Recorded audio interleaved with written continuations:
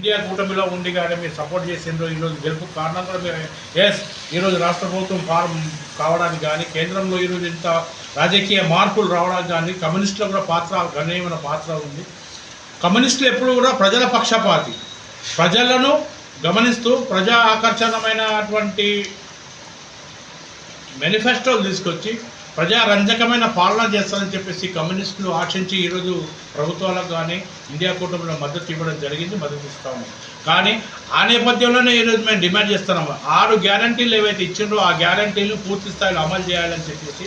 అదేవిధంగా ఇప్పుడు పంటల సీజన్ స్టార్ట్ అవుతుంది, రైతు విత్తనం నాటే సీజన్ స్టార్ట్ అయింది కాబట్టి ఇంతవరకే లేట్ అయింది కాబట్టి రైతు బంధు కానీ ఇచ్చిన మాట ప్రకారం బేషరతుగా ఎలాంటి ఆటంకాలు లేకుండా 2 లక్షల రుణమాఫీ రైతులకు చేయాలని చెప్పేసి డిమాండ్ చేస్తూ ఉన్నాం.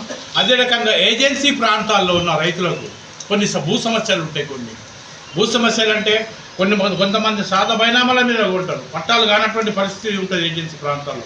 అటువంటి రైతులు నష్టపోయే ప్రమాదం ఉంది కాబట్టి అవన్నీ గమనించి అధికారులు కానీ ఇటు పాలకులు కానీ గమనించి రైతులకు న్యాయం చేసే విధంగా సత్వరమే చర్యలు తీసుకోవాలని భారత కమ్యూనిస్టు పార్టీకి మేము డిమాండ్ చేయడం జరుగుతుంది.